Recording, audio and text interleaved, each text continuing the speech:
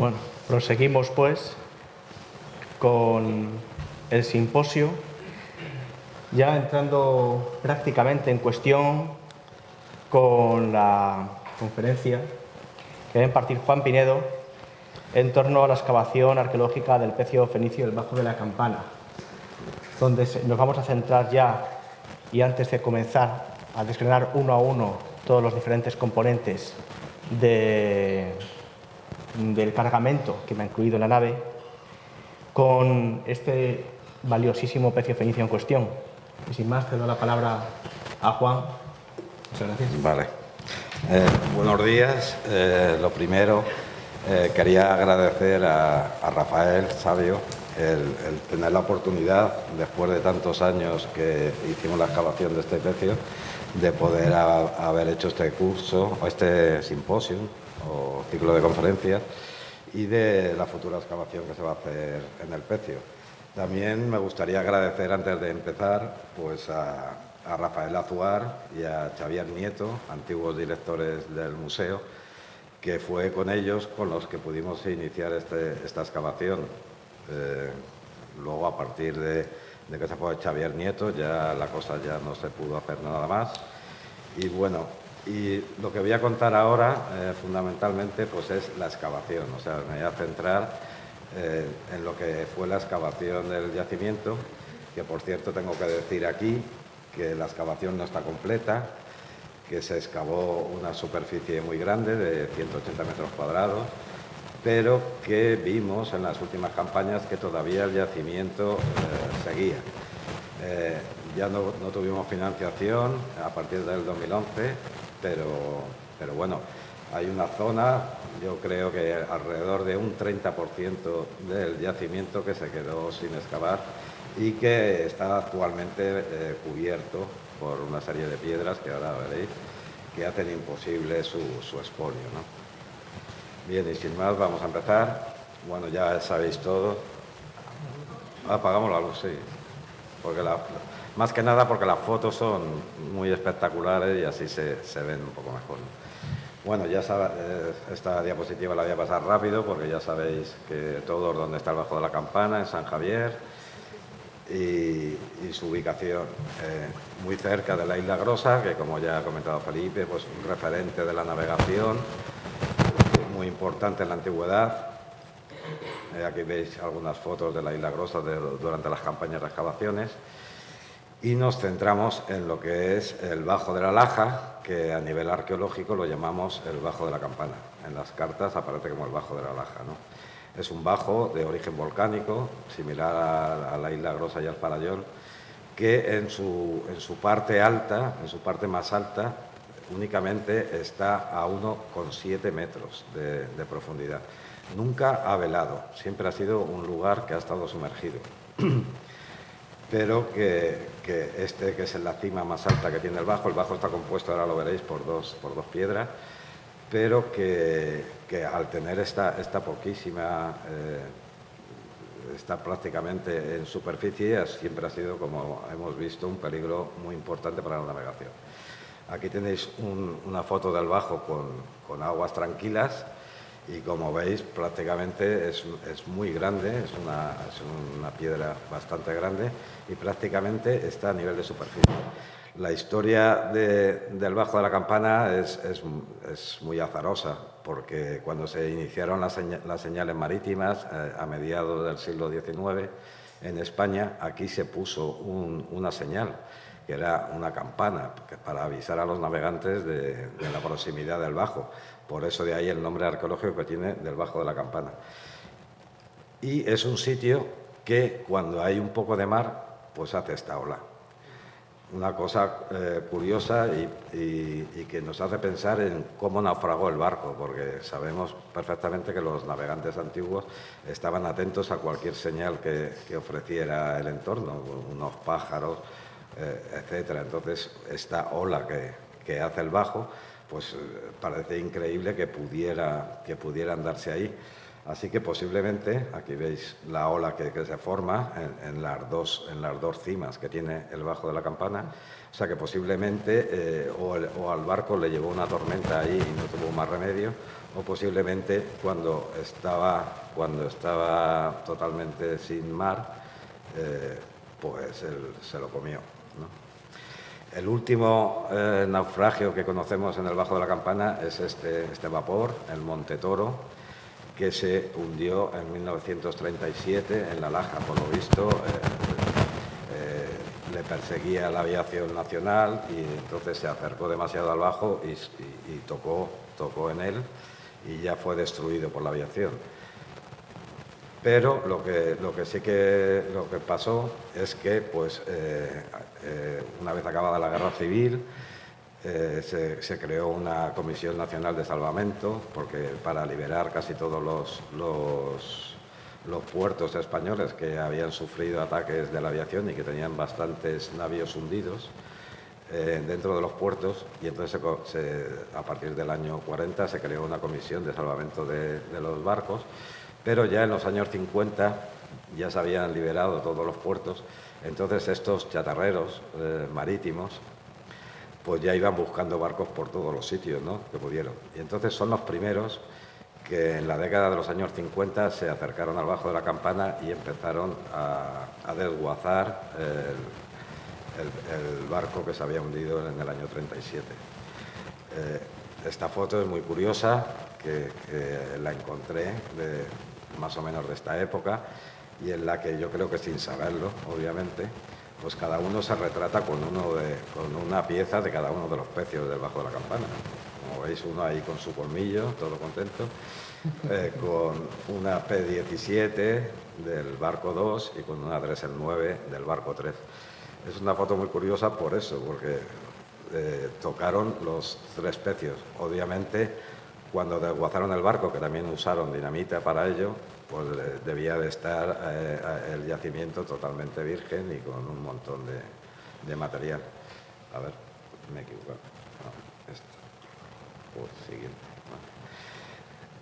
Don Julio Mas, en los años 70, fue la primera persona que a nivel científico investigó en el Bajo de la Campana, con una serie de colaboradores que trabajaron en este punto.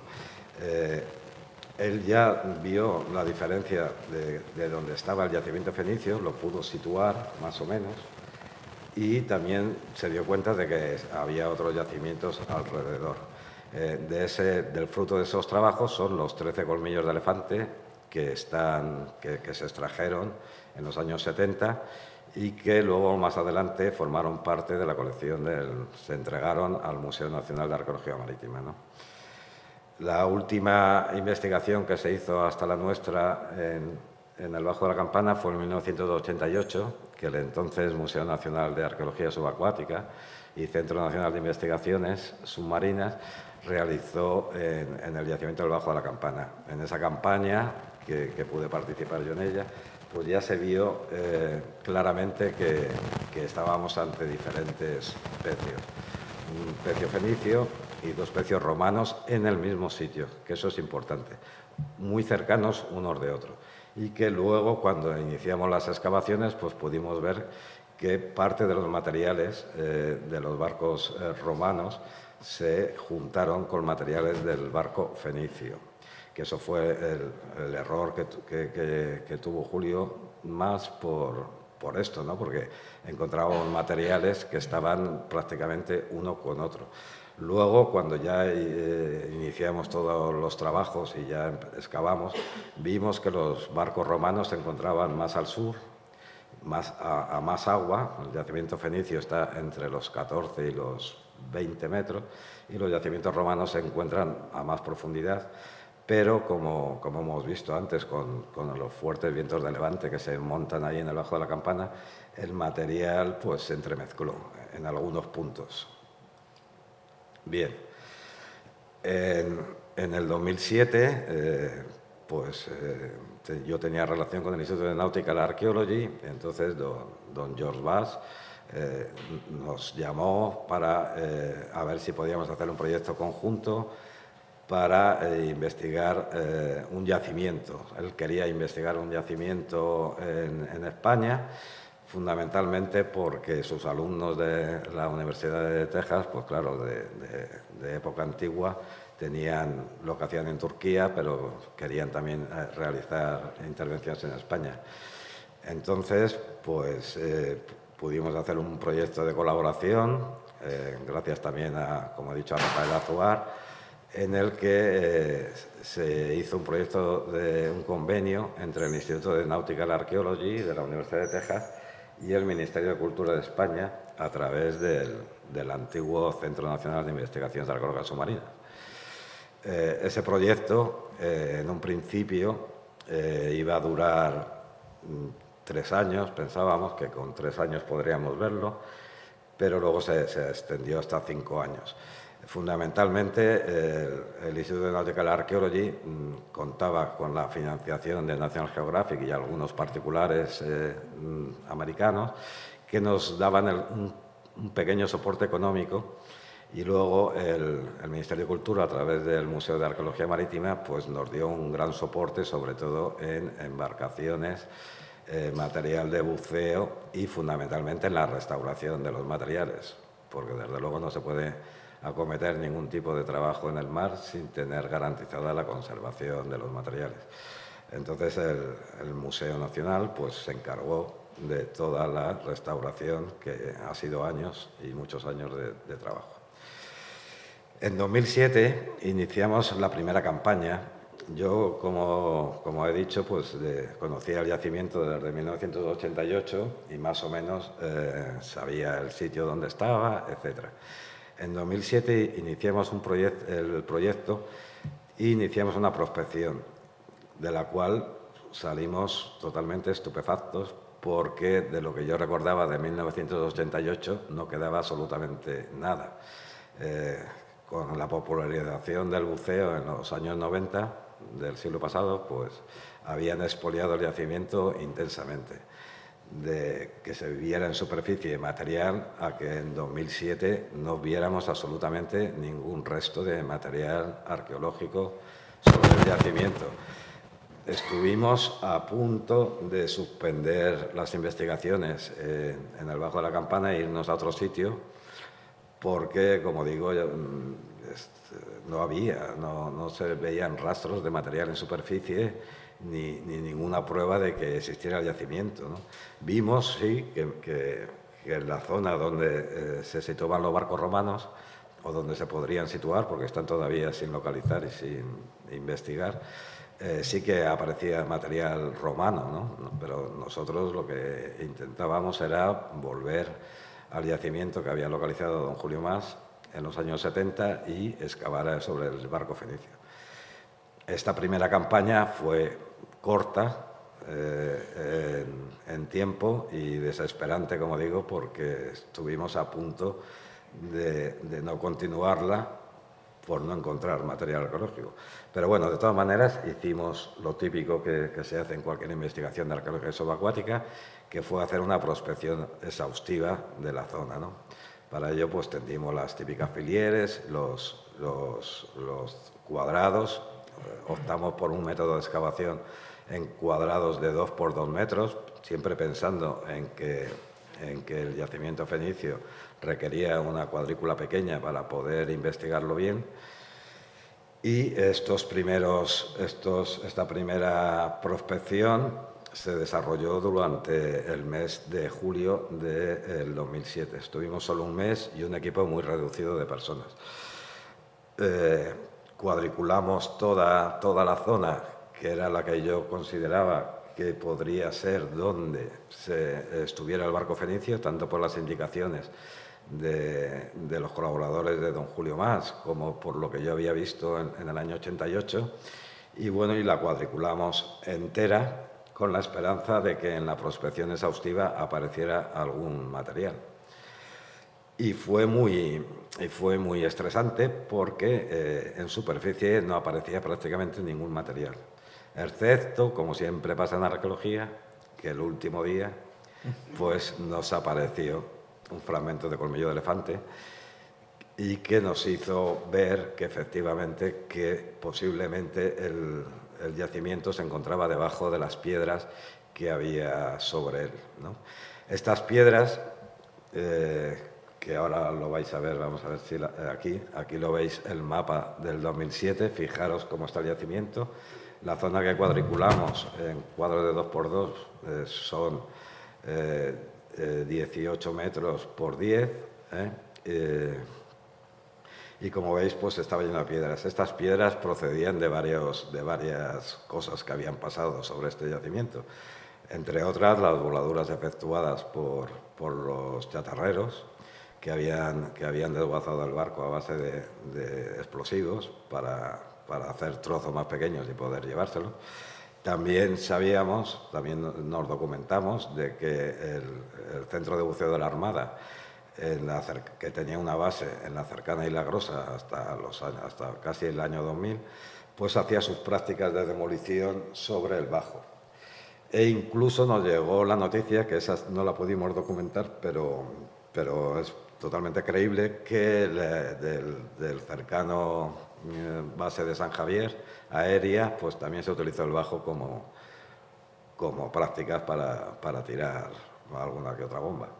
Entonces, esto fue lo que nos encontramos cuando iniciamos la prospección, hicimos el primer plano y, pues eso, lo que vimos era una cantidad de rocas tremendas, y debajo de una de ellas fue cuando localizamos el pequeño fragmento de colmillo de elefante que nos hizo pues persistir y iniciar una campaña al año siguiente. Ya en el 2008, también todavía con muchas dudas sobre el yacimiento, porque no sabíamos exactamente si iba a contener restos fenicios o estaban todos expoliados, porque, como digo, en el año 88 era una cosa bárbara el material que había en superficie, y en el 2007 no había ningún resto. Entonces, en el 2008 pues iniciamos ya como si fuéramos a excavar, pusimos estos puntos de control, usamos un sistema de fotografía que es el Photomodeler, mucho antes estamos en unos años que todavía la fotogrametría no se utilizaba, y pues hicimos como si ya fuéramos a hacer la excavación, a pesar de no tener documentados en superficie restos materiales. Empezamos a poner todos estos puntos de control sobre el yacimiento para luego poder hacer todas las mediciones y poder situar los materiales en las cuadrículas correspondientes. Bueno, y aquí veis alguna serie de fotos de este trabajo. En esta campaña ya de 2008 ya empezamos, ya como nos decidimos a hacer la excavación, empezamos a contar con personal, o sea, con estudiantes fundamentalmente de Estados Unidos.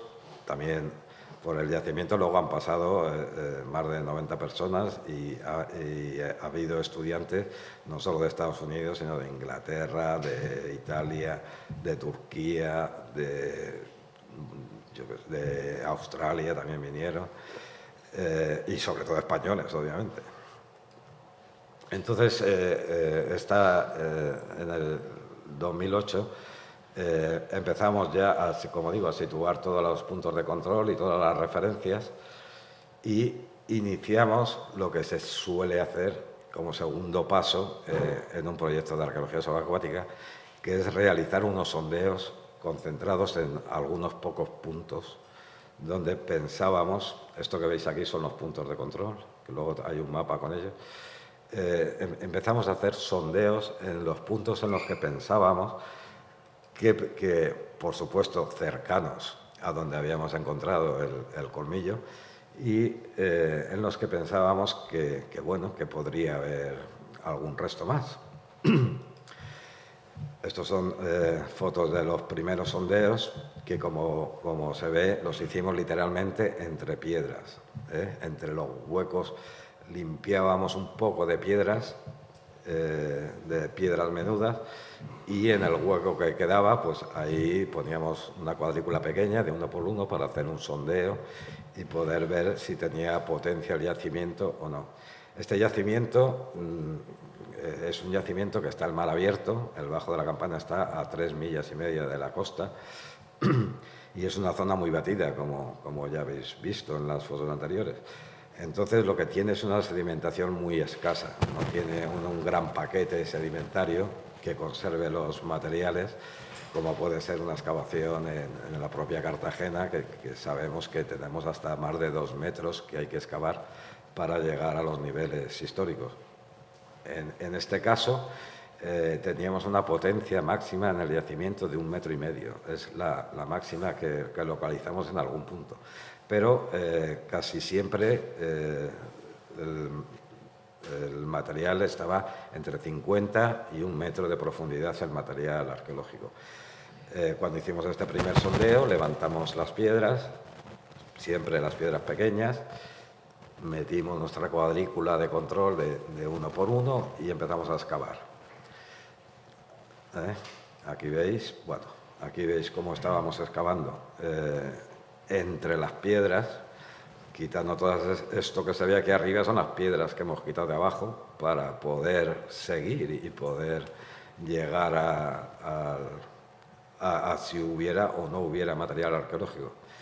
Y bueno, y efectivamente, una vez que quitamos esas piedras iniciales, pequeñas, como digo, y nos pudimos meter en el sedimento, pues sí, vimos que efectivamente el yacimiento tenía material arqueológico, no estaba totalmente expoliado. Y las propias piedras que había encima de ellos habían servido para protegerlo. Una cosa curiosa, porque normalmente no suele pasar que las piedras protejan los yacimientos arqueológicos, lo suele proteger el propio fango o la posidonia. Y en este primer sondeo pues ya empezamos a ver que efectivamente que el yacimiento tenía buenas perspectivas y que se podía hacer un proyecto en condiciones sobre él. Aquí ya veis, por ejemplo, lingotes, empezaron a aparecer los primeros lingotes de estaño, también piedras de lastre, lo que nos daba una idea de que el yacimiento podía ofrecer bastante potencial. Vimos también que en algunos puntos, sobre todo en la zona de más profundidad del yacimiento, era donde más se entremezclaba el material de los pecios romanos, de lo que llamamos luego Bajo de la Campana 2 y 3, con el material fenicio. Pero según íbamos subiendo porque voy a un momento para atrás, para el plano, si llego. En estas zonas de más abajo fue donde la mezcolanza de material arqueológico entre los dos pecios era más importante. Pero según íbamos ascendiendo al bajo, a la parte donde arranca el Bajo de la Campana, vimos que ahí el material sí que era todo homogéneo y era todo de época fenicia. Sobre todo había una zona que era una cueva que hacía el propio Bajo, que con los siglos y los milenios se había formado una cueva en lo que es la estructura de la piedra del propio Bajo. Ahí había una zona que era susceptible de que contuviera la mayor cantidad de material y que como así fue, como luego vimos. Entonces, a partir de lo que llamábamos el F6 para arriba, casi todo el material que se iba localizando era material fenicio y ya tenía menos incorporaciones de material romano. De todas maneras, nos ceñimos al plan que teníamos y cuadriculamos toda la zona y al final de estos años pues la excavamos entera. No solo nos quedamos ahí porque en las zonas también en que había contacto del material fenicio con el romano, también, claro, había material fenicio y también en muy buenas condiciones, ¿no? Bueno, como digo, hicimos en el 2008 los primeros sondeos, nos dieron resultados, vimos que el yacimiento tenía potencia y que, pues, fijaros en la foto esta de la derecha, la poca potencia que tenía en algunos puntos. Esto es la zona del F6, más o menos, ¿no? F4. La poca potencia que presentaba el yacimiento. Debajo había más piedras. que hubo que sacar. Bien, esto es más o menos las zonas que tanto prospectamos como que vimos, que hicimos sondeos, y ya nos empezaron a aparecer algunos colmillos de elefante en condiciones, ¿no? A partir del 2008, esta campaña del 2008 ya se hizo con mucha más gente, como he dicho, ya estábamos un equipo de alrededor de 10 personas trabajando. Ya estuvimos tanto el mes de julio como, bueno, finales de junio, el mes de julio hasta el día más o menos 10 o 11 de agosto, que era cuando ya todos los estudiantes, sobre todo los extranjeros, tenían que empezar las universidades. Y en el 2008 el equipo todavía era muy pequeño. Como ya vimos que efectivamente con los sondeos tenía potencialidad el yacimiento, en 2009 iniciamos ya una campaña con mucho más personal. Ya estábamos un equipo de alrededor, a la vez trabajando, de unas 20 personas, haciendo turnos de buceo. Pues cada vez se tiraban al agua 5 personas, desde las 8 de la mañana hasta las 3 de la tarde. Luego por las tardes las dedicábamos a hacer el preinventario y todo lo que es dibujo y fotografía de las piezas. Y bueno, ya en el 2009 empezamos a quitar algunas de las piedras, ¿no? Sobre todo las piedras más pequeñas. Empezamos a quitar piedras pequeñas. Utilizábamos globos pequeños todavía, etcétera. Pero no quedaba cestas, como veis, un trabajo. Pasábamos prácticamente 15 días de lo que es la campaña, quitando las piedras, tanto las pequeñas como ahora veremos ya algunas de las grandes. 15 días quitando las piedras, que era un trabajo agotador, pero así teníamos una superficie de excavación grande, relativamente grande, para los planes que teníamos para ese año.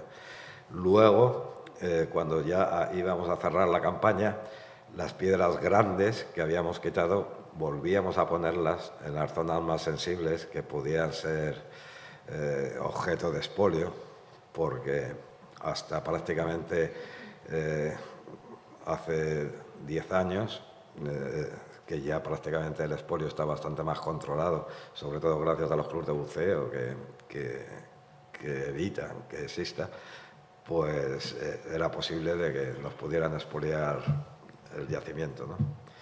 Bueno, ahí veis todo el sistema de meter las piedras, y empezamos ya a quitar algunas de las piedras grandes. Este trabajo, los que sois buceadores lo sabéis, el trabajo con los globos y con las piedras, pues es un trabajo muy peligroso, sobre todo porque se te puede escapar la piedra, y también pues sobre todo porque si se sube el globo a superficie, luego hay que salir corriendo de allí porque la piedra cae otra vez. Y empezamos a quitar piedras ya en condiciones. Como veis también en las fotos, la visibilidad es impresionante. Es un sitio que, aunque es profundo, una visibilidad profundo, vamos, relativamente profundo, como digo, entre 15 a 22 metros. La visibilidad es impresionante, y eso facilitaba mucho el que los alumnos que venían, muchos con pocas horas de buceo, pues tuvieran mucha seguridad. Por supuesto, todos estos alumnos no quitaban las piedras, estas, obviamente, ¿no? Se dedicaban a quitar las piedras pequeñas. Tuvimos que utilizar globos de todo el mundo que nos pudiera prestar, porque no había. Utilizamos pues hasta globos de 3.000 kilos, uniéndolos con globos de 1.000, vamos. Levantamos piedras de más de 6 toneladas, algunas de ellas.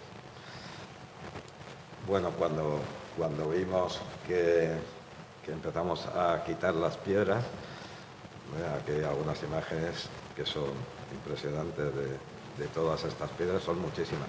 Quitamos alrededor de 120 piedras de estas grandes, muchísimas.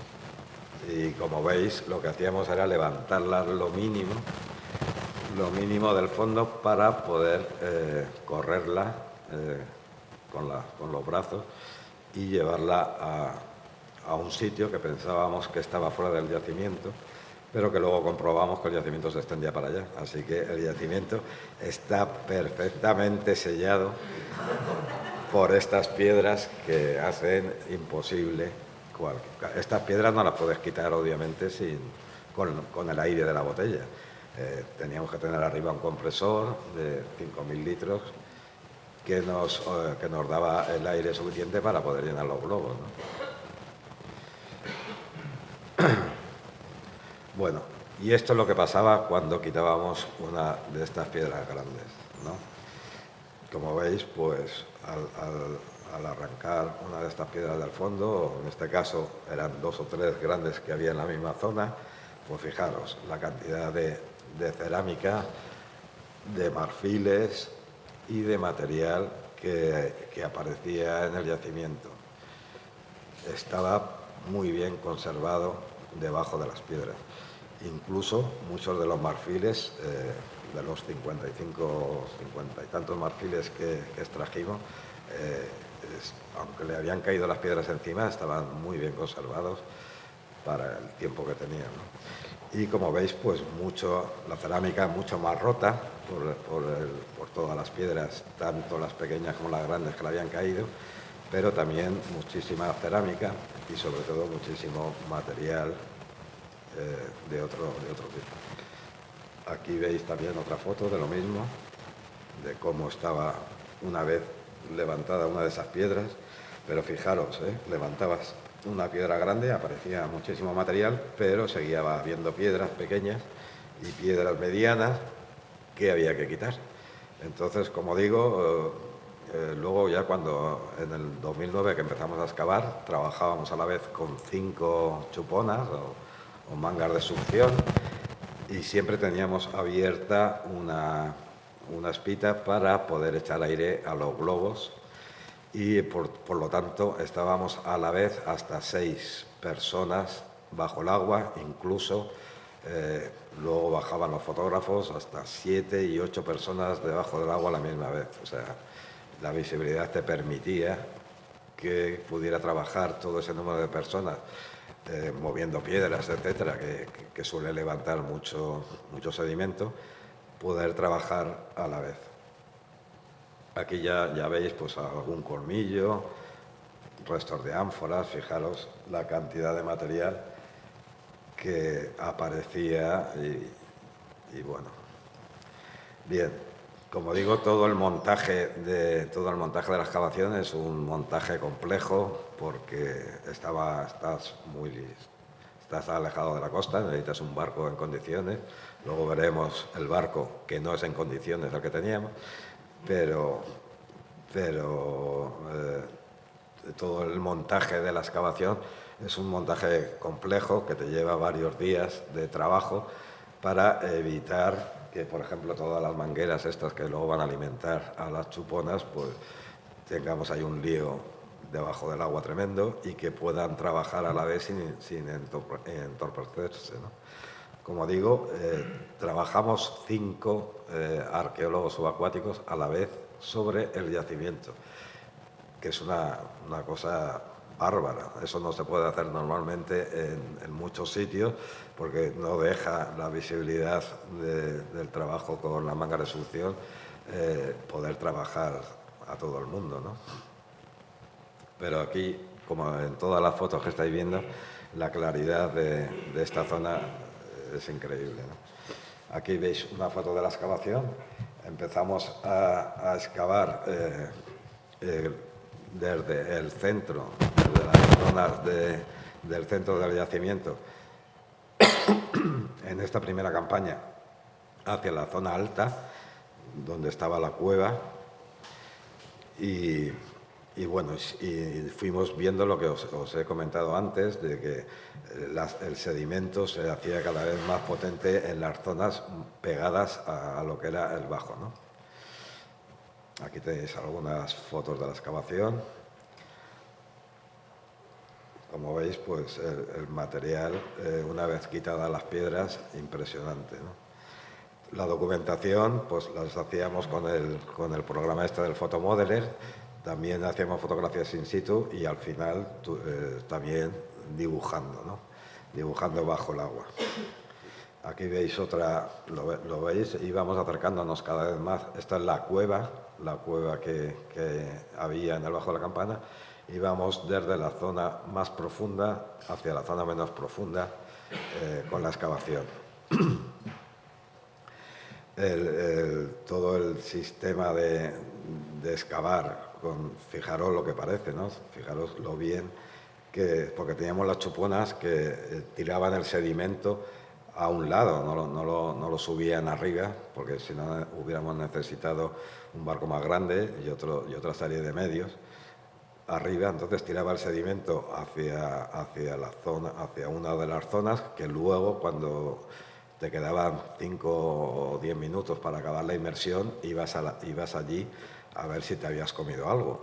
Pero vamos, no solía pasar por la visibilidad, ¿eh? Al tener esta visibilidad, no es como en otras zonas que hemos trabajado, que tienes que ir siempre a la criba de la chupona, y allí te encuentras pues muchas cosas que te has comido porque no ves.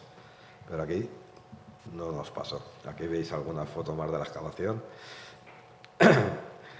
Como digo, siempre trabajaban 5 personas a la vez con las chuponas y íbamos haciendo turnos. Teníamos un barco que estaba siempre fijo allí con el compresor, y luego, mediante las zodias que nos dejó el Arqua, el actual Arqua, pues íbamos haciendo el cambio de parejas a tierra, o el cambio de grupos a tierra. Lo que nos permitía el trabajar tanta gente era pues ir más rápido, y el que pudiéramos acabar siempre a una hora prudencial. O sea, intentábamos ir al agua lo antes posible, cuando muchos días salíamos, cuando todavía se veían los primeros rayos de sol, hasta que llegábamos allí y amaneciendo, y intentábamos volver siempre pues sobre las 3 de la tarde para comer, descansar, porque era agotador todas las jornadas, y luego por la tarde, una vez después de comer, dejábamos una horita de siesta, ¿eh? Hay muchos que habéis estado allí, lo sabéis, que algo dormíais. Y luego ya por la tarde venía todo el trabajo, que era también agotador, de todos los días. Luego vamos a ver imágenes de todo eso, de todos los días, el tener que inventariar el material, dibujar las piezas que habría que dibujar, fotografiar, y luego también irlas metiendo en cajas y en agua para, cuando había material sensible, llevarlo al museo a la mañana siguiente, y cuando era material cerámico lo llevábamos una vez a la semana, ¿no? El material. Aquí veis diferentes fotos de la excavación. Luego tengo otras en que se ve el método que usábamos. Cada arqueólogo llevaba lo que llamábamos el kit, se lo dábamos a cada uno todas las mañanitas, que era pues su paquete de bolsas de red, sus 2 por lo menos lápices, su rollo de etiquetas y sus cajas, ¿no? De todas maneras, poníamos estas papeleras, que eran papeleras de estas normales, y corrientes agujereadas, que nos servían de repositorio. Tener ahí siempre, teníamos ahí etiquetas, bolsas, etcétera, para evitar que no te quedaras sin poder trabajar. Trabajábamos normalmente, como veis, sin aletas. Hay algunos que no se las quitaban porque no tendrían menos experiencia y tal, pero lo mejor en un yacimiento, cuando lo tienes abierto en una superficie grande, es trabajar sin aletas, ir andando debajo del agua para no levantar polvo y no estar con las aletas todo el rato batiendo aletas, y por lo tanto levantando y moviendo el material. Normalmente a cada persona que estaba trabajando con nosotros le dábamos una cuadrícula, le decíamos: toma, esta es tu cuadrícula, tú eres responsable de ella, tú eres responsable de las fotos, tú eres responsable de la documentación, y eres responsable de luego el posicionamiento de las piezas que vayan saliendo. Y Y ha habido años, por ejemplo, en el 2009, que una persona ha estado toda la campaña en un mismo cuadro, sin salir. Bueno, aquí vemos más fotos de la excavación. Aquí se ve una foto de lo que es el bajo entero. Tuvimos la suerte también de que nos vinieron unos fotógrafos muy buenos, nos vinieron fotógrafos de una universidad australiana y también fotógrafos españoles que nos hicieron unos reportajes fotográficos muy buenos. Solo se dedicaban a tirar fotos y vídeos, que también tenemos una buena cantidad de vídeos del yacimiento muy, muy importante. Como digo, la documentación la realizaba cada uno en su cuadro, pero cuando tenía que tirar fotos, etcétera, llamaba para que vinieran a ir documentándole lo que iba diciendo, ¿no? Teníamos varios fotógrafos que iban. Esto que veis aquí, estas cositas blancas con un puntito negro, eran los puntos que marcábamos con el fotomodel y con las... Fijaros que poníamos un embudo, ¿eh? Los medios, como veis, tampoco eran muy para allá. Con los puntos de control para que en la foto que saliera pues supiéramos luego medirlo, la distancia, etcétera, de donde estaba lo que veíamos. Estas baldosas blancas nos indicaban cosas que necesitaban una fotografía especial, ponderales, marfiles, porque la cerámica, pues hombre, con una foto más general se podía documentar. Pero como veis, fijaros, con una piedra grande fuera, aquí se ve un poco la estratigrafía que había, casi todo el material fenicio, y, como digo, en este caso unos 75, como mucho un metro, 10, 20 de sedimento. No había más. Al ser una zona tan batida, no se acumulaba el sedimento. Bueno, aquí veis diferentes fotos y vídeos de la excavación. Como digo, también tuvimos que hacer mucho trabajo de dibujo, ¿no? Y como siempre, como digo, sin aletas. En este caso es que va descalzo, sin escarpines ni nada, pero bueno. Bueno, aquí veis la cueva, esta cueva que fue de la que luego apareció sobre todo la cantidad de marfiles más grande.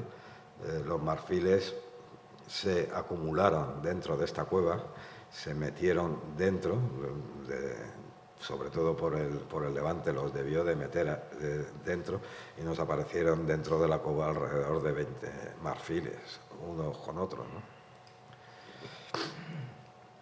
Bueno, esta zona, luego hablaremos de ella, esta zona que es entre lo que son las dos cabezas del bajo que forma dos cabezas, esta zona, que luego la veremos en detalle, fue una de las zonas donde nos apareció el material más pesado. Nos aparecieron sobre todo casi todos los lingotes, muchísimos de los lingotes de estaño y los lingotes de cobre que aparecieron en el pecio. Y inmediatamente al lado está la cueva, ¿no? Y posiblemente todos los marfiles se metieran para adentro. Bueno, esto es el 2009. Como veis, ya hemos despejado un montón de piedras y con los restos que fuimos localizando de material. Bueno, ahí lo vais viendo un poco.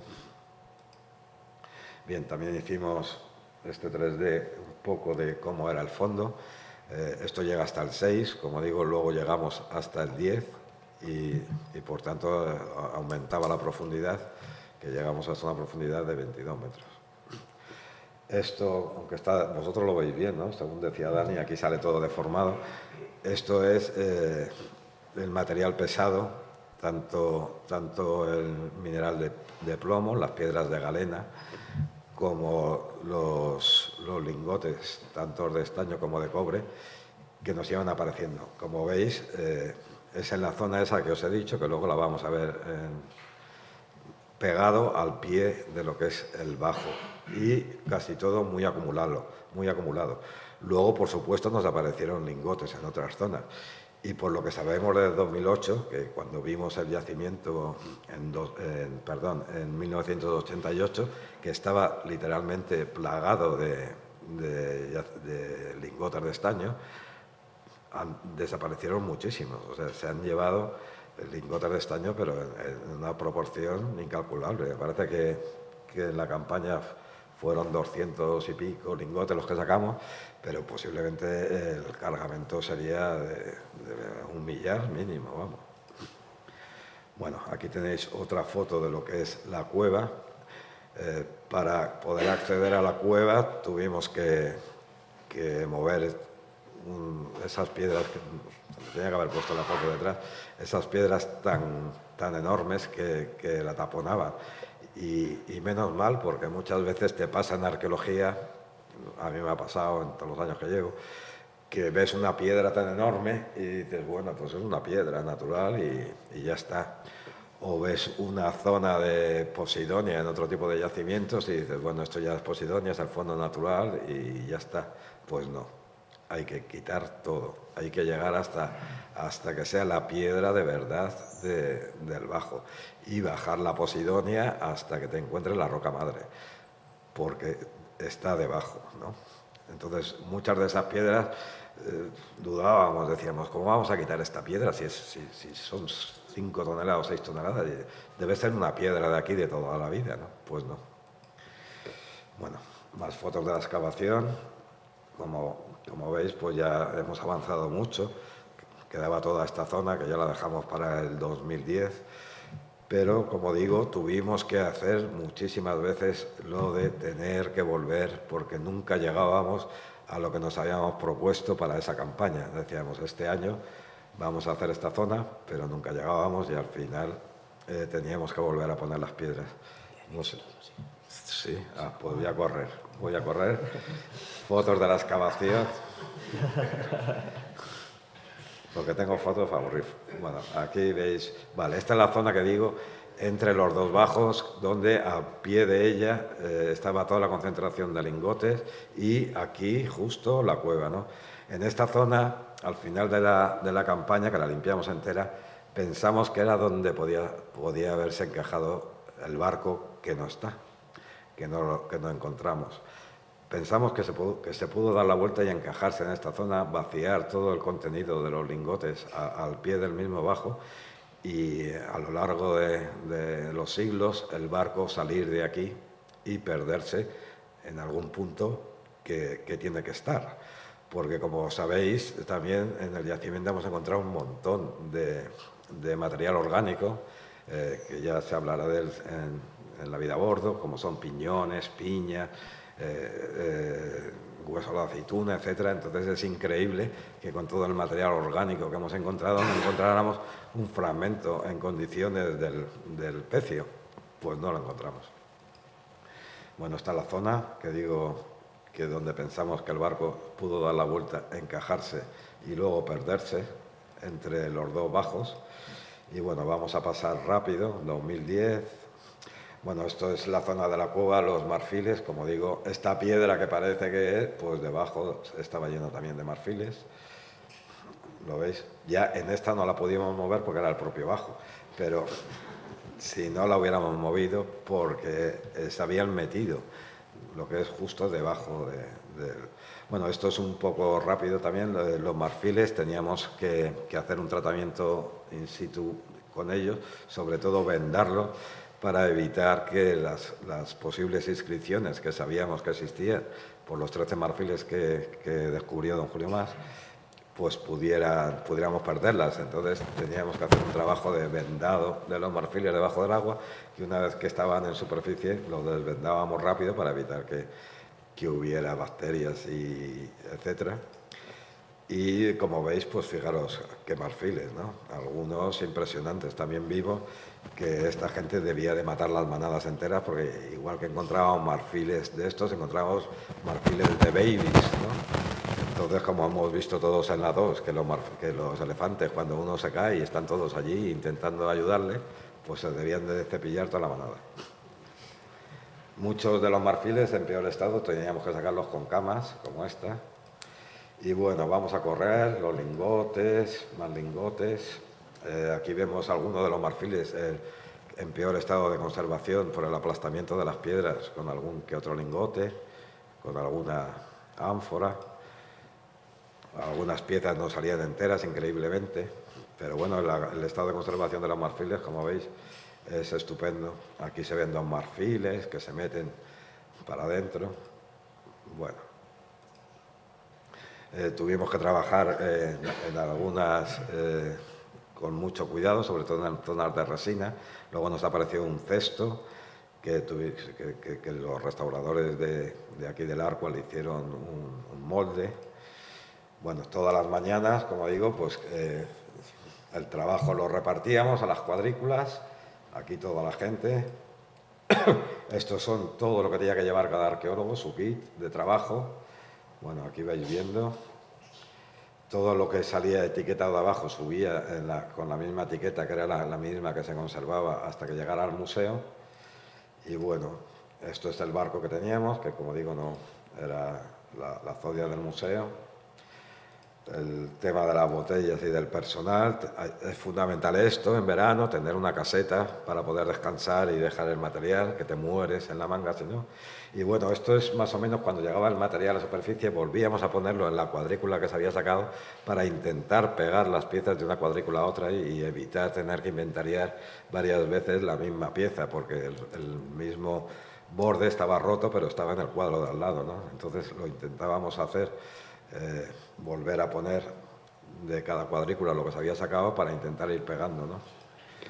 El inventario de por las tardes, dibujos, fotos, intentando ver las inscripciones, que no vimos tantas por lo visto, y bueno, más fotos, todo el material que íbamos acumulando para llevar al Arcua. Como digo, los marfiles iban al día, y todas las cosas más frágiles, mientras que todas las cajas demás pues las íbamos acumulando y las llevábamos a la semana. Y bueno, y nada más, esto es un resumen. Son más de 300 días de campaña, más de 90 colaboradores, más de 10.800 horas de buceo, 180 metros cuadrados excavados y 3.346 piezas inventariadas. Muchas gracias.